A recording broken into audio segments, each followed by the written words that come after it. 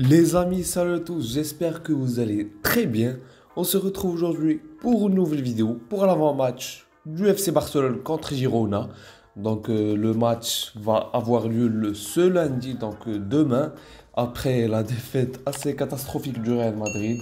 Pour ceux qui ont vu le débrief, j'étais pas vraiment en mesure, de vraiment débriefer le match à froid.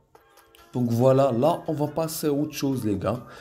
On a un match en Liga. En plus, le Real Madrid a perdu hier soir contre Villarreal 3-2 avec un Chukwueze en mode Messi. Ils nous ont rendu service. On doit concrétiser. On doit prendre encore de l'avance, prendre 15 points d'avance sur le Real Madrid pour plier cette affaire, pour torcher cette Liga. Parce que quand je regarde un petit peu sur Twitter, les gars, bien sûr, avant la défaite hier soir du Real Madrid, on dirait que le Barça va s'écrouler, va perdre la Liga, va rien gagner du tout et n'a rien du tout gagné cette saison. Bien sûr, les gars, je vous rappelle, on a gagné la Supercoupe d'Espagne contre le Real Madrid en Arabie Saoudite. Donc le match du 3-1 masterclass. Malheureusement, a posteriori, je suis en train de me dire pourquoi pas. On les a bien enfoncés en mode 4-5-0. Mais malheureusement, ça n'a pas été le cas.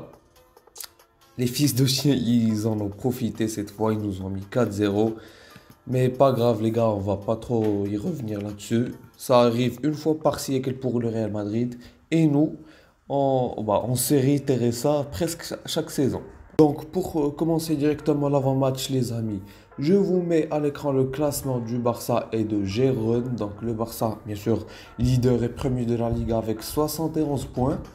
Et Gérone, ils sont 11e de la Liga, donc dans le ventre mou de la Liga avec 34 points. Ils ont encaissé 42 buts. C'est assez. Bon, c'est pas énorme pour une équipe de ventre mou de la Liga, c'est pas mal plutôt. Mais le Barça a encaissé 9 buts en Liga, dont 3 buts au premier classique contre le Real Madrid. Et je pense 2 pénaltys et un contre son camp. C'est incroyable la performance du Barça en Liga cette saison. J'espère que durant les prochaines saisons, on saura mettre cela en place en Champions League et dans toutes les compétitions qu'on jouera. Ouais, mais pour cette saison, c'est très bien. Et je vous rappelle que c'était le premier objectif. Pour l'anecdote, les amis, avant de passer au dernier match des deux équipes, Girona, cette saison, ont encaissé en Liga, bien sûr, 42 buts. Ils ont aussi marqué 42 buts. Ils ont un goal average de 0. Bref, c'était juste pour l'information. Et on passe directement aux formes des deux équipes. Les formes des deux équipes, c'est les 3 derniers matchs des deux équipes, toutes compétitions confondues. Et on commence par les visiteurs, par Girona. Leur troisième dernier match, ils ont perdu 1-0 contre l'Atlético Madrid. Après, match nul contre le Rayo Vallecano, bonne équipe de Liga cette saison. D'ailleurs, l'Atlético Madrid, pour y revenir là-dessus, ils sont vraiment pas mal cette saison. Ils commencent à se détacher un petit peu du chulismo. Et enfin, pour finir, ils ont gagné 2-1 lors de leur dernier match contre notre ennemi l'Espagnol Barcelone. Ils ont gagné donc 2-1. Et les deux équipes ont pris carton rouge. Je m'en doute si Matteo Laouz n'était pas arbitre du match.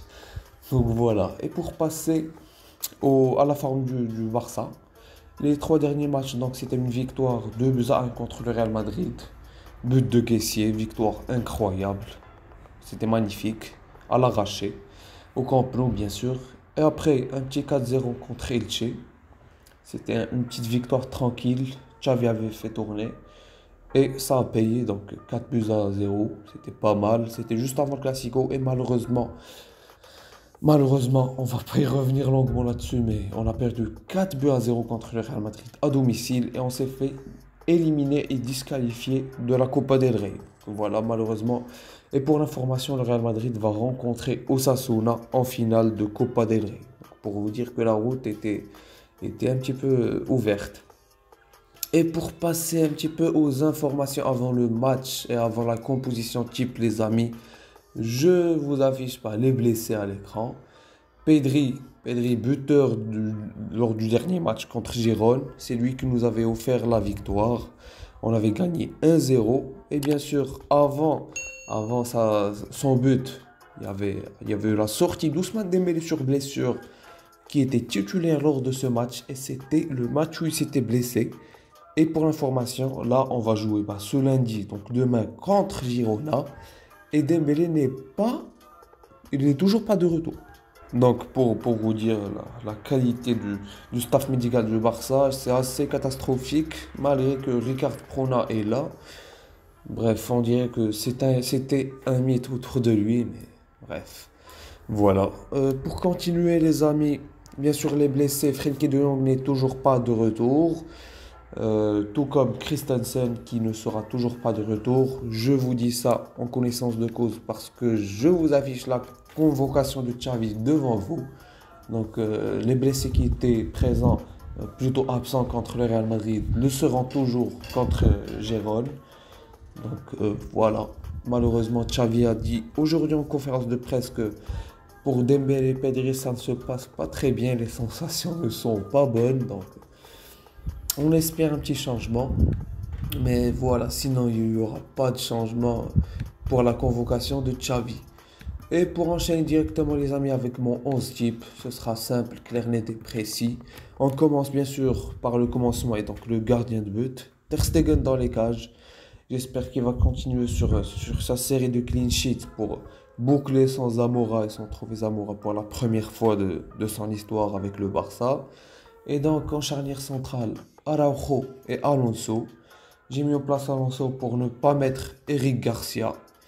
Donc voilà, c'est simple. J'ai mis bien sûr Jules Koundé à droite. Bien sûr, la défense va passer en défense à 3 avec Alonso, Araujo et Jules Koundé, puisque Alejandro Balde va prendre le couloir gauche. Donc ça va être plutôt une défense à 3 en phase offensive. Et au milieu de terrain, les amis, j'ai mis en place un milieu de terrain à 3, comme lors du dernier match face à Elche. Donc à part que Eric Garcia était à la place de Busquets. Et là, j'ai mis en place Busquets en 6. Il s'est bien reposé. Il a pris presque 2 semaines de repos avant de jouer le Classico. Donc je pense qu'il pourra être bien.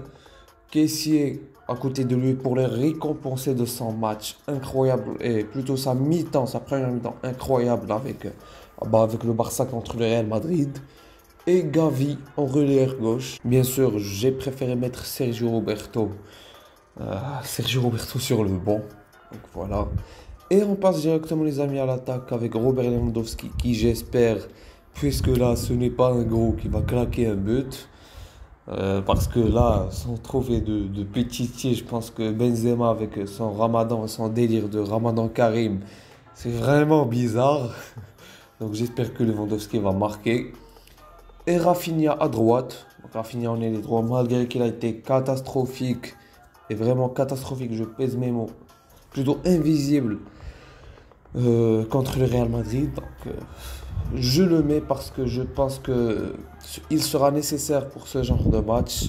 Mais bon, s'il n'est pas bon, on fait rentrer Ansu Fati, qui lui aussi n'est toujours pas bon. On met Ferran à droite et Ansu Fati à gauche. Bref, vous connaissez l'histoire. Et pour parler un petit peu, s'attarder sur Rafinha, je l'ai mis à droite parce que je pense que Girona va bien se mettre en bloc bas.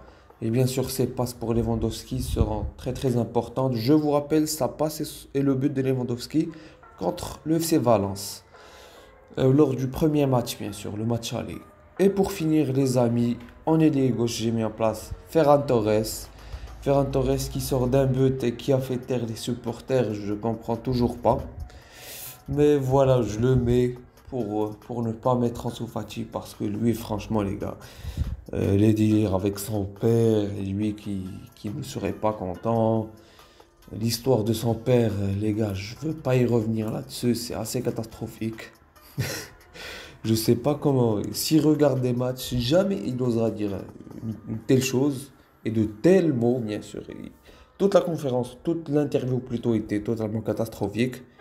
Donc je sais pas sur quel nuage, quelle planète il vit, mais bref, on va dire que c'est un père et voilà, qu'il essaie de défendre son fils. Donc voilà les amis pour le 11. Pour les changements, si le match se passe bien sûr, je ferai rentrer Ansu Fati, soit à la place de Rafinha et de Ferran, bien sûr, ça dépend des matchs des deux. Au milieu de terrain, si le match bien sûr se passe bien, je ferai sortir Busquets et faire rentrer Eric Garcia à sa place pour lui donner un petit peu de continuité dans son nouveau poste.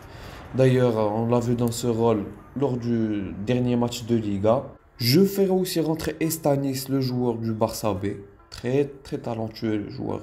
C'est un ailier percutant. Il est vraiment bon, son profil pourra vraiment nous apporter. Pourquoi pas faire rentrer Pablo Torre, bien sûr, au milieu de terrain à la place de Gavi ou la place de Kessié. Ouais, je ferais vraiment rentrer, bien sûr, si le match se passe bien, je me répète, faire rentrer Pablo Torre. Et pourquoi pas soit voir Alarcon, soit Casado. Casado, c'est un milieu récupérateur qui peut aussi dépanner en latéral droit. Donc il peut rentrer à la place de Koundé. Et Alarcon, bien sûr, vous l'avez vu, il peut jouer neuf, il peut jouer ailier droit, ailier gauche, assez polyvalent. Donc voilà les amis, c'est tout pour l'avant-match du Barça contre Girona. J'espère qu'on va aller chercher cette victoire, bien sûr à domicile, pour effacer un petit peu le dernier match contre le Real Madrid et pour prendre 15 points d'avance sur le Real Madrid et pour torcher cette Liga, pour un petit peu faire tourner des prochains matchs, faire entrer Torre, faire entrer Estanis et tout. Vous connaissez la chanson. C'est tout pour l'avant-match et pour la vidéo. On se retrouve bien sûr pour une prochaine vidéo. N'hésitez pas à vous abonner, à mettre un petit like, ça soutient énormément la chaîne. Et moi je vous dis ciao, à la prochaine vidéo.